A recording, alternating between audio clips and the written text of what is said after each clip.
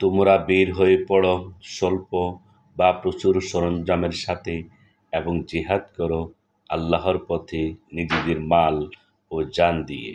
এটি তোমাদের জন্য অতি উত্তম যদি তোমরা বুঝতে পারো। যদি আশু লাভের সম্ভাবনা থাকত এবং যাত্রাপথ সংক্ষিপ্ত হতো তবে তারা অবশ্যই আপনার সহযাত্রী হতো, কিন্তু তাদের নিকট যাত্রাপথ সুদীর্ঘ মনে হলো আর তারা এমনই শপথ করে বলবে, আমাদের সাধ্য থাকলে অবশ্যই তোমাদের সাথে বের হতাম।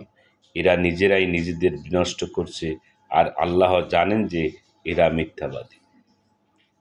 আল্লাহ আপনাকে ক্ষমা করুন, আপনি কেন তাদের অব্যাহতি দিলেন যে পর্যন্ত না আপনার কাছে পরিষ্কার হয়ে যেত সত্যবাদীরা এবং জেনে নিতেন মিথ্যাবাদীদের। আল্লাহ ও রোজ কিয়ামতের প্রতি যাদের ঈমান রয়েছে তারা মাল ও জান দ্বারা জিহাদ করা থেকে আপনার কাছে অব্যাহতি কামনা করবে না, আর আল্লাহ সাবধানীদের ভালো জানেন।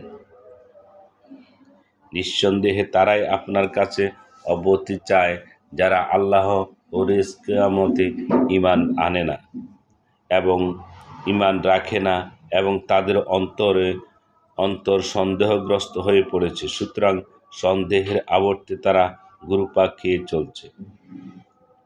আর যদি তারা বের হবার সংকল্প নিত তবে অবশ্যই কিছু সরঞ্জাম প্রস্তুত করত, কিন্তু তাদের উত্থান আল্লাহর পছন্দ নয়, তাই তাদের নিবৃত্ত রাখলেন এবং আদেশ হলো, বসা লোকদের সাথে তোমরা বসে থাকো।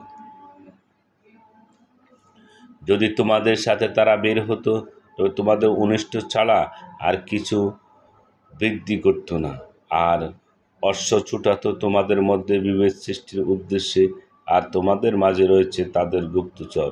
বস্তুত আল্লাহ জালিমদের ভালোভাবেই জানেন।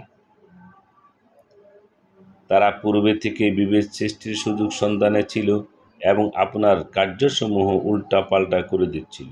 শেষ পর্যন্ত সত্য প্রতিশ্রুতি এসে গেল এবং জয়ী হলো আল্লাহর হুকুম, যে অবস্থায় তারা মন্দ বোধ করল। আর তাদের কেউ বলে, আমাকে অব্যাহতি দিন এবং পথভ্রষ্ট করবেন না। শুনে রাখো, তারা তো পূর্ব থেকেই পথভ্রষ্ট এবং নিঃসন্দেহে জাহান্নাম এই কাফেরদের পরিবেষ্টন করে রয়েছে। আপনার কোনো কল্যাণ হলে তারা মন্দবোধ করে এবং কোনো বিপদ উপস্থিত হলে তারা বলে, আমরা পূর্বে থেকে নিজেদের কাজ সামনে নিয়েছি এবং ফিরে যায় উল্লাসিত মনে।